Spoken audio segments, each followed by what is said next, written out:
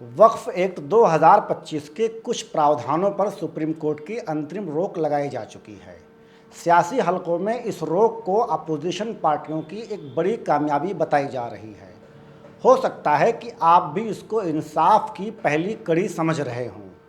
ये भी हो सकता है कि आपका सोचना सही भी हो, लेकिन यह बात नहीं भूलनी चाहिए कि यह रोक सिर्फ पार्ट टाइम राहत है।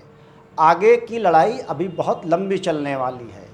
बीजेपी अगर यह बिल अपनी मंशा के मुताबिक लेकर आई है तो जाहिर है उसने भी इसके लिए तैयारी पहले से कर रखी होगी। बीजेपी को भी पता होगा कि 3 तलाक और CAA की तरह अपोजिशन पार्टियां और मुसलमान कोर्ट ज़रूर जाएंगे। कोर्ट में संविधान के आर्टिकल 14, आर्टिकल 25 से 28 और आर्टिकल 30 का सामना कैसे करना है, इसके लिए भी बीजेपी ने अंडरग्राउंड तैयारी ज़रूर कर रखी होगी। इसलिए मामले को हल्के में लेने के बजाय दूसरे अल्टरनेट रास्तों की तरफ भी ध्यान जारी रखना चाहिए।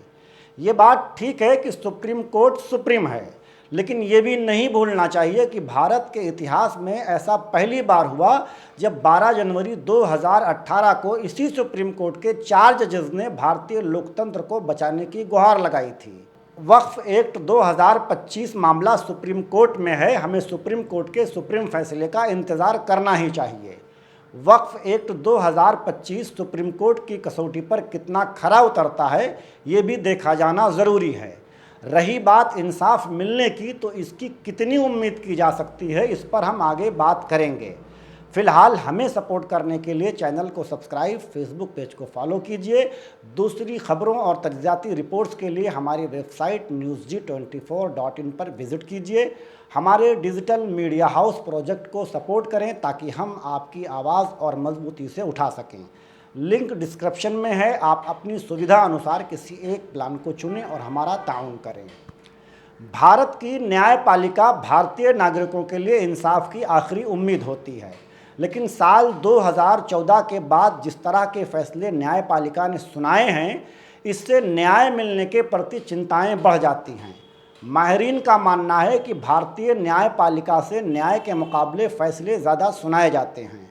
सैकड़ों साल पुरानी बाबरी मस्जिद का फैसला सबूतों और गवाहों के बजाय आस्था की बुनियाद पर आया, जिसने भारत समेत पूरी दुनिया में भारतीय न्यायपालिका को सवालों के दायरे में खड़ा कर दिया। इससे भी बड़ा फैसला ये हुआ कि बाबरी मस्जिद के तमाम गुनहगारों को ये कहकर बरी कर दिया गया कि इनके खिलाफ पर्याप्त सबूत नहीं मिले। वर्शिप पैलेसेस एक्ट 1991 के प्रभावी होते हुए भी ज्ञानवापी मस्जिद के सर्वे को इसी न्यायपालिका ने दुरुस्त करार दिया।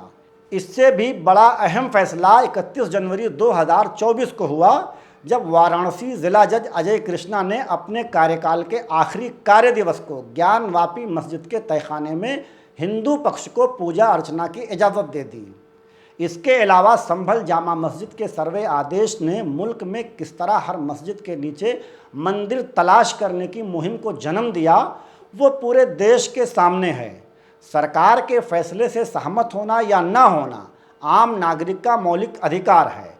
साथ ही अपने मौलिक अधिकारों की रक्षा के लिए विरोध प्रदर्शन करना जमहूरियत की जान कहलाता है। इसके बावजूद CAA प्रदर्शनकारियों को इसी न्यायपालिका से जमानत नहीं मिलती।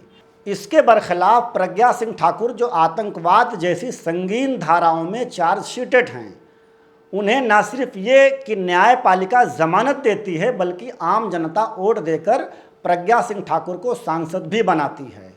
मैं ये नहीं कहता कि न्यायपालिका इंसाफ नहीं करती या इंसाफ करना नहीं चाहती, या ये भी नहीं कहता कि न्यायपालिका पर भरोसा नहीं करना चाहिए। बिल्कुल भरोसा करना चाहिए और अटूट भरोसा करना चाहिए, लेकिन ये भी याद रखना चाहिए कि न्यायपालिका को कार्यपालिका गुमराह भी कर सकती है। बाबरी मस्जिद की शहादत मामले में अगर कार्यपालिका ने अपनी जिम्मेदारी ईमानदारी से निभाई होती तो आज बाबरी मस्जिद के कातिल खुले सांड की तरह घूम नहीं रहे होते। इसलिए बेशक न्यायपालिका पर भरोसा रखें, लेकिन खुद को इस लायक भी बनाएं कि अगर कार्यपालिका ईमानदारी से काम अंजाम ना दे तो न्यायपालिका को कार्यपालिका की बेईमानियों से अवगत भी करा सकें, ताकि न्यायपालिका को भी इंसाफ और न्याय परोसने में आसानी हो। और ये तभी मुमकिन होगा जब मुल्क में हर समाज की अपनी आज़ाद सियासी लीडरशिप और अपना खुद का मीडिया हाउस हो, जो TRP बटोरने से ज़्यादा न्याय संगत भी हो। आज की वीडियो में बस इतना ही। एक आखिरी बात, हमें ताउन करना ना भूलें। शुक्रिया।